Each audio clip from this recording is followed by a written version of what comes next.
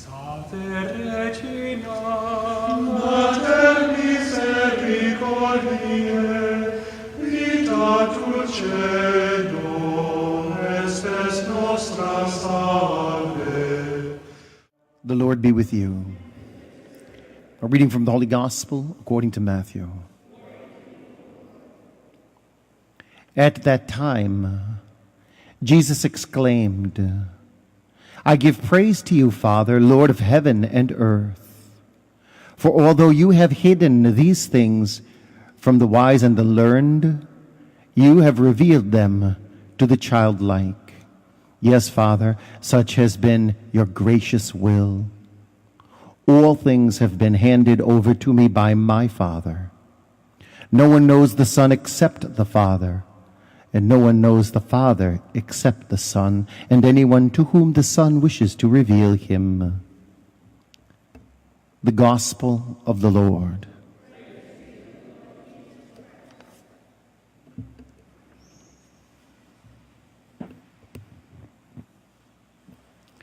I was thinking this morning about Moses and what it must have felt like for him to have this experience at the mountain of Horeb, tossed in a basket, thrown into a river, literally an orphan of orphans. And now at this stage of his life, God himself reveals to him that I'm your father, Moses. I'm the God of your fathers. I'm the father of all fathers. And Moses, I am very interested in you. I am personally interested in you. That must have felt fantastic for Moses to have a father now who so cares for him. And he assures Moses that he is the father of all the children of Israel, and he's very interested in what's going on in their life, so interested that he's going to make some interventions now. And Moses gets to place himself under this fatherly care and literally father the Israelite people.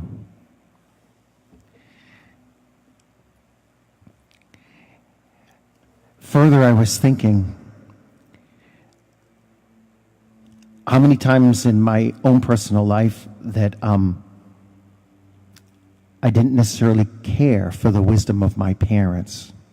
I'm sure none of that happened to you ever. Okay. This precious gift of fatherhood Moses began to experience, but he also saw God's children around him constantly pushing this great gift of fatherhood away. And every time calamity comes upon Israel, it's because they have decided that they are the most wild teenagers imaginable and know much better than daddy. And you don't have to be a teenager to act that way. You could even be an American and a politician.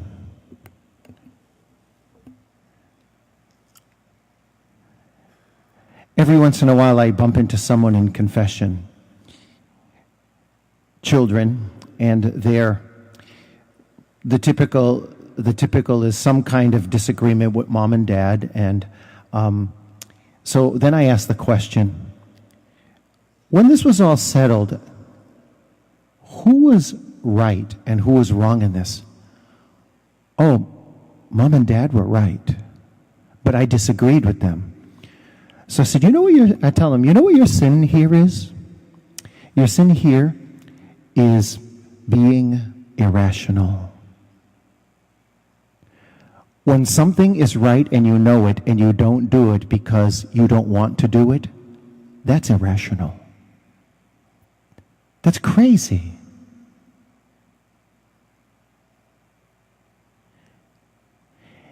And doesn't this seem to be where we are today in a culture? And so I'll tell the kids in the confession, I'll say, well, I wonder what your parents would think if one day when you disagreed with them, you said, Mom and Dad, I disagree with you, but I'll obey. Well, Father, they'd fall on the floor or something. Yeah, probably. And you might have a better relationship with your parents. This group that Jesus says, the ones he says, although you have hidden from these wise and learned, these are the ones, this is the culture, this is the society, this is the philosophy, this is the politics and economics that refuses the rationale of a loving Father and accepts an irrational culture. They have no need for God because they only want what they want, even though it's irrational, and they consider themselves wise. And Jesus says that that the Father is revealing things, though, to the childlike, not the childish, but to the childlike. The children who are ready to look to the heavens and say, Our Father, who art in heaven. The children who are willing to look to the heavens and say, Daddy, I need your help.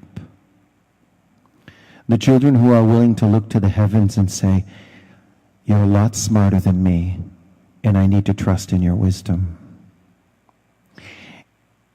And in the process of this openness, the children become knowers of the Father.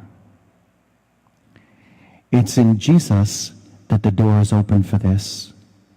When you see Jesus trusting in obedience himself to the Father, and we, like his dear children, should be compelled by the crucifix to trust ourselves to the obedience of our Heavenly Father, and finally start to live as rational people who are not insane, but quite sane, because we have adopted the wisdom of a Father who loves us and has a plan for us.